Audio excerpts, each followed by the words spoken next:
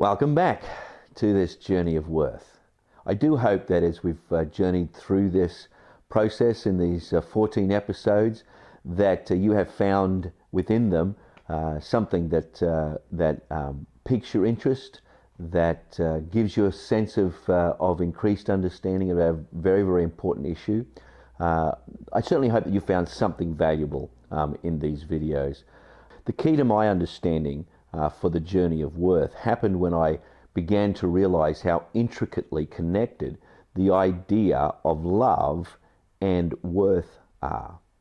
When I discovered that we only experience love as we experience worth, things began to take on a whole new meaning for me.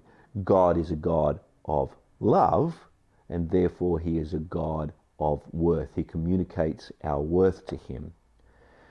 That was a very different understanding than what I had grown up with in my own self, not as a fault of anybody else, but it never really occurred to me that if God loved me, He valued me.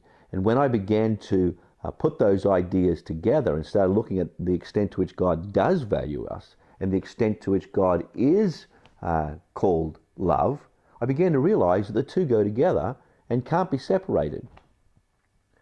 We may communicate to a person that we don't value them, even though within ourselves we might understand that we love them. But the person on the receiving of that end, of that experience, has to go through some level of mental adjustment to saying things like, I know you love me, but in order to effectively process the idea that they are loved. However, when we communicate worth to somebody alongside our desire to express love to them, they rarely miss it. In fact, it takes some fairly significant psychological struggles to consistently and persistently miss the connection between love and worth.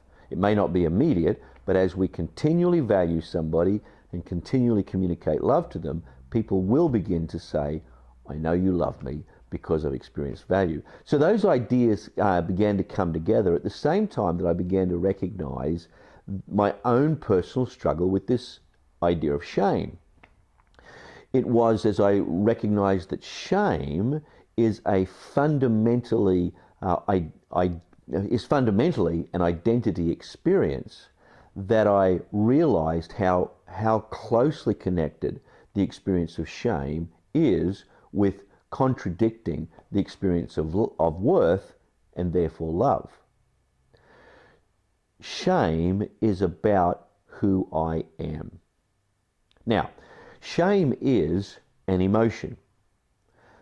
And just as we experience the emotion of guilt, we also have a state of guilt. That is, if I do something that is wrong, I may very well, I don't have to, but I may very well experience the emotion of guilt. Having experienced the emotion of guilt, the way that I deal with that is that I seek forgiveness. Once I have received forgiveness for that which I have done, I am able to diminish the experience of guilt for me.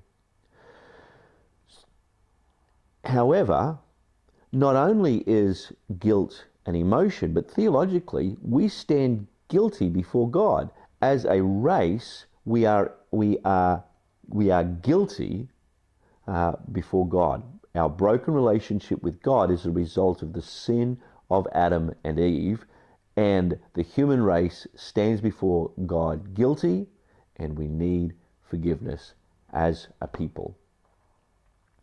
So there is this emotion of guilt, but there's also this state of guilt. At a much more deep level, at a primary level, there is the emotion of shame and there is the state of shame. So I experience the emotion of shame when I do something that is embarrassing, or I think something is embarrassing, or I encounter something that's embarrassing. But rather than being related to what I've done specifically, it's actually related to who I am. And so having done something that's caused embarrassment, I feel bad about myself.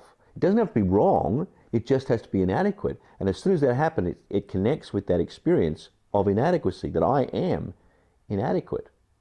And so we have this emotion of shame along with this experience or to use a long word, existential understanding. That is, it's a part of my existence that I am indeed shamed.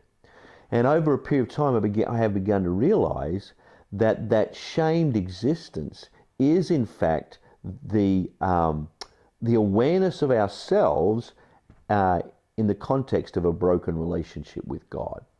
So I am born into this world without relationship with God, and therefore, at the deepest level of my being, I feel inadequate, and I am aware there's something wrong with me. Shame is not just an emotion in that sense, it's also a part of our affect system. Our affect, not effect, but affect system is more than emotion. It's a physiological response that we have to certain stimuli. Memories then are attached to those stimuli, and they become emotions. The amazing thing about it is that they are consistently true across cultures, across people groups. Wherever you find people in the world, the affect systems are the same. The experiences that attach to those systems may be different, but the emotions that arise out of those affect systems are universally identifiable.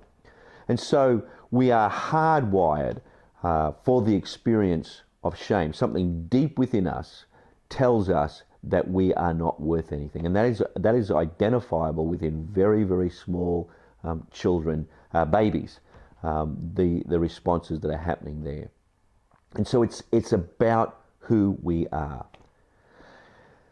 Just as forgiveness is the adequate response for guilt, there is a God-given adequate response to shame. Shame is about who I am. It is contradictory to who God says I am. So the response to shame is in fact love, God Himself. A relationship with God has the potential to change the very core of our being. In the holiness movement, we have always related the Christian experience to the idea of holiness, not simply as activity, but as a reflection of who we are.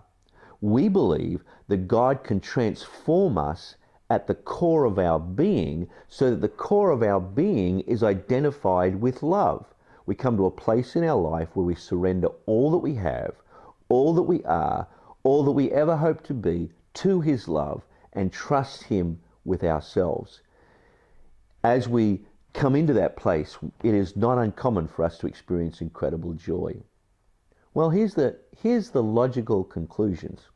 If shame is about worthlessness at the core of my being, and love is directly related to worth, then that worthlessness ought to be responded to by the love of God.